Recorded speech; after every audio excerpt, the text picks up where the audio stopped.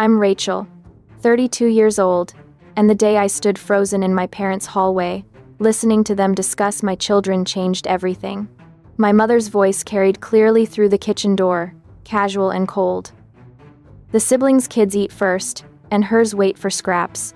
That's just how it works with mixed families. Normal-looking children get priority. My sister Melissa laughed in agreement. Honestly, the sooner Ethan and Noah get used to it, the better. They were born to get leftovers, socially, within the family, everywhere. My father's response was worse. They need to learn their place. We're doing them a favor by teaching them early. I pressed my hand against the wall to steady myself, my 8- and 6-year-old sons' faces flashing through my mind. This was my family. The people I'd given over $127,000 to over 8 years, discussing my babies, like they were defective products that needed to be hidden from view. That conversation set off a chain of events that would destroy their comfortable lifestyle and teach them the most expensive lesson of their lives. What happened next made them scream in desperation, but by then it was far too late. Let me take you back to where this really began, 3 weeks before that devastating conversation. I'd called my mother asking if she could keep Ethan and Noah while I finished a client meeting that was running late. She agreed without the usual hesitation, which should have been my first warning. When I arrived at 6:30 that evening, I used my key and opened the door to a scene that made my stomach turn. Melissa's twins, Lily and Owen, sat properly at the dining table with heaping plates of homemade spaghetti and tall glasses of milk. My children were cross-legged on the kitchen floor near the doorway, sharing peanut butter sandwiches and watching their cousins eat seconds. The division wasn't subtle. Some children were dining, others were being fed like afterthoughts. I knelt down to my boys' level, studying their faces. Ethan, my 8-year-old, had already learned to minimize his feelings, his expression carefully neutral. Noah, still 6 and less skilled at hiding disappointment, looked tired in a way that went beyond physical exhaustion. When I asked what they'd had for dinner, Noah said simply, "Sandwiches." Grandma said there wasn't enough spaghetti for everyone. I looked at the kitchen counter where a large pot still sat with substantial leftovers, enough to feed several more people easily. My mother rushed to explain that children don't need much, that they'd said they weren't that hungry anyway, but I knew my sons. Noah was always hungry, and Ethan never turned down his grandmother's cooking unless something was deeply wrong. I heated up generous portions and watched their faces transform as they ate, the relief and genuine hunger confirming they'd been given scraps, while their cousins enjoyed full meals. While they ate, I tried piecing together what had really happened during their day. Melissa mentioned they'd played video games upstairs, and when I asked if Ethan and Noah had joined, the silence that followed spoke volumes. Owen finally explained that the upstairs games were for older kids, though he was only a year older than Ethan. When I asked about outdoor play, my mother said something that made my blood run cold. Different ages, different personalities. Some children are more social, others are quieter. Different comfort levels. Comfort levels. The phrase hung heavy with implications I was only beginning to understand. I pushed further, asking about upcoming summer activities. Melissa mentioned pool parties and neighborhood barbecues, social events my children apparently weren't invited to. My father cleared his throat uncomfortably. Some of these events are specific to certain social circles, long-standing neighborhood traditions. Traditions my mixed-race children weren't welcome at. Apparently, my mother finished his thought delicately. Families that might not fit the traditional demographic. There it was, wrapped in polite language, but unmistakable in meaning. My children weren't welcome because they were visibly biracial, and my family was actively participating in that exclusion rather than fighting for their grandchildren. When I confronted them about making decisions based on how my children looked, my father called it preparing them for reality, as if teaching 8- and 6-year-olds to expect discrimination from their own relatives was somehow protective parenting. That's when Noah tugged my sleeve, his small voice asking if we could go home now. The quiet resignation in his tone shattered something inside me. My 6-year-old shouldn't sound like he expected disappointment as a permanent condition. I started gathering their things while my mother protested that I was making it bigger than it was, that they were just helping the boys understand how social situations. My father added, they were preparing them for reality, that the world isn't always inclusive, so better they learn in a safe environment. Safe environment. They thought their grandparents' house, the place that should be their refuge, should be where they learned they weren't good enough. I asked when they'd last come to Noah's soccer game, or asked about Ethan's art projects, when they'd last called just to talk to the boys instead of asking me for money. The silence confirmed what I already knew. Their relationship with my children had always been secondary to their relationship with my bank account. As I loaded the boys into the car, my hands shook with controlled rage, but I said nothing yet. I needed to understand the full scope of what was happening before I decided how to respond. The car ride home was heavy with questions. My children were too young to fully articulate, but old enough to feel deeply. Noah finally broke the silence, asking why they couldn't go to pool parties. I'd been dreading this conversation, hoping they hadn't grasped the full implications of what they'd witnessed. When I gave a vague answer about some people not being ready to welcome everyone, Noah cut through my diplomatic language with devastating directness. Because we looked different from Lily and Owen. His 6-year-old observation hit me like a physical blow. Ethan, my quiet philosopher, asked if it was because his dad was black and I was white. I pulled into our driveway and turned to face them, deciding they deserved honesty. That's part of it, yes. Some people have small minds about differences. Noah's next question destroyed me. Does Dad know that Grandma and Grandpa think we're different?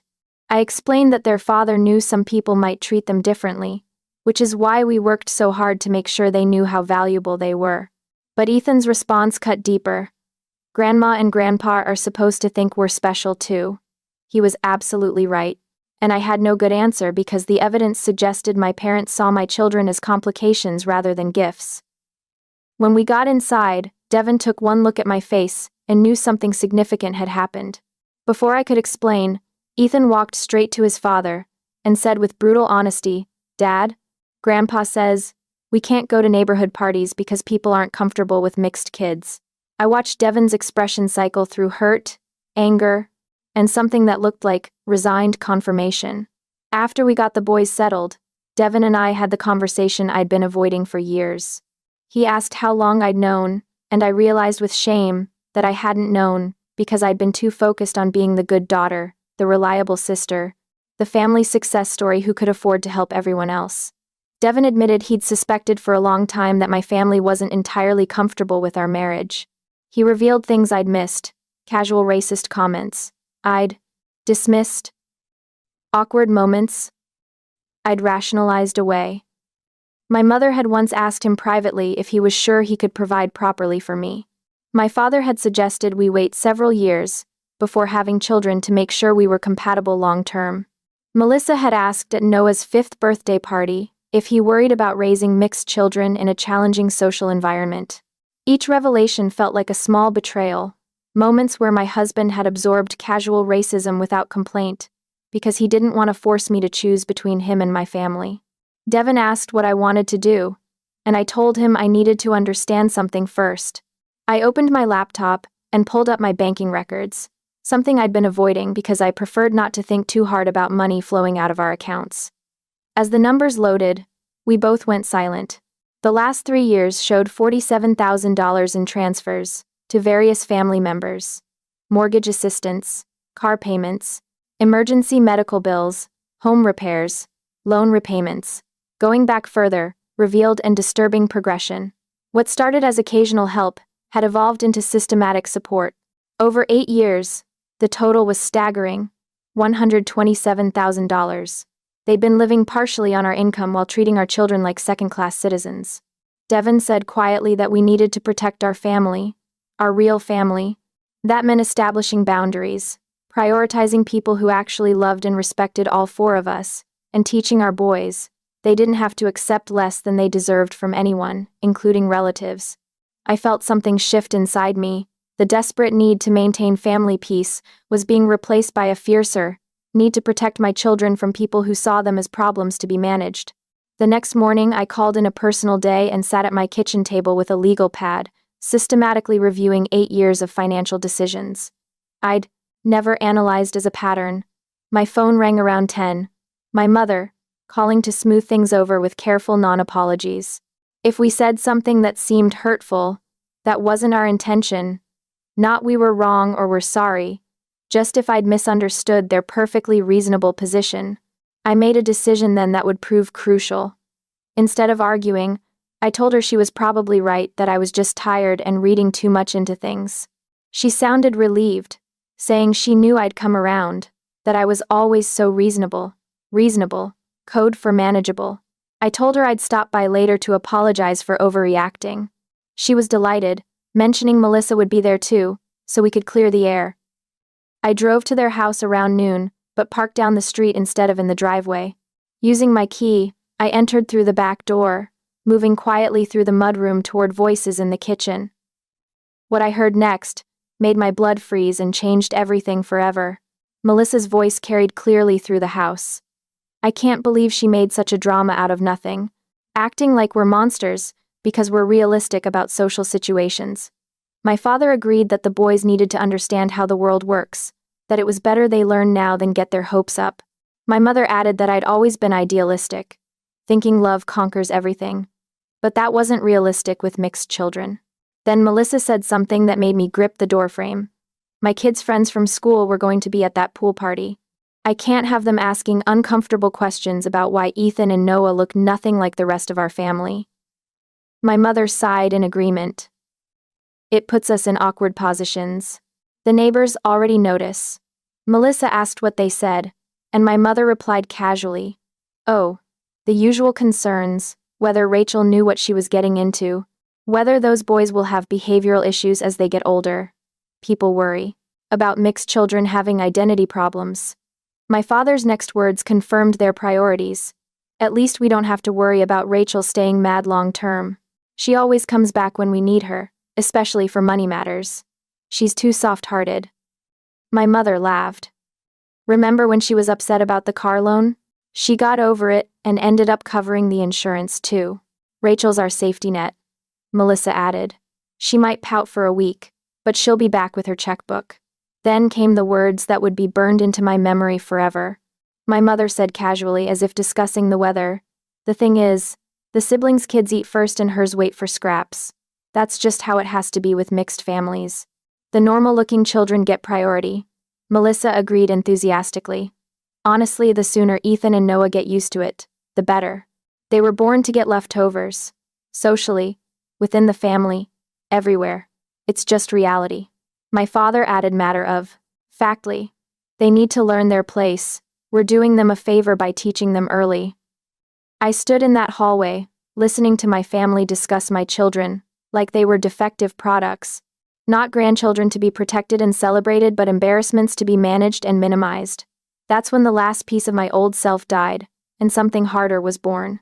I walked into the kitchen and watched 3 guilty faces turn toward me. My mother's tone changed completely, brightly saying how much they'd enjoyed having the boys yesterday. The audacity was breathtaking. I told them calmly that I'd heard their entire conversation, every single word about mixed children expecting scraps and normal-looking children getting priority. The color drained from their faces. My father tried claiming I was taking things out of context, but I asked what context made it acceptable to say my 6- and 8-year-old children deserved less than their cousins because of their race. I laid it out, plainly. What struck me most was the part about me being their safety net, their reliable ATM who always comes back with her checkbook.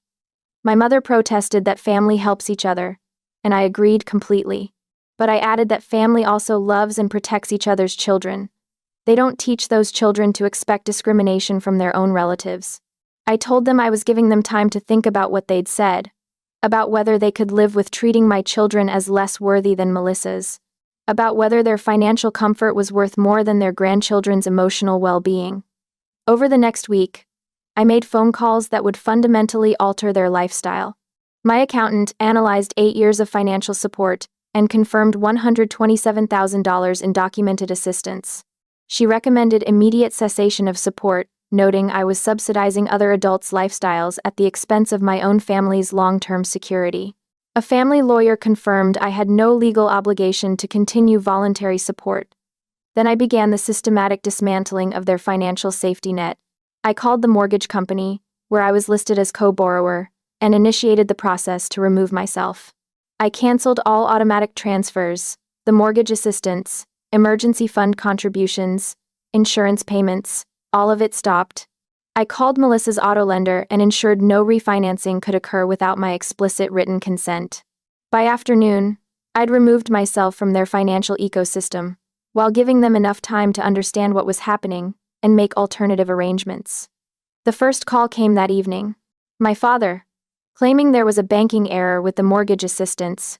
I told him there was no error, that I'd canceled it.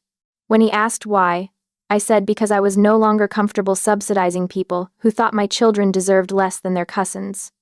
He tried to negotiate, to discuss, and work something out. I told him to prove he thought my children were worthy by treating them that way, by stopping the excuses for excluding them, by being proper grandparents.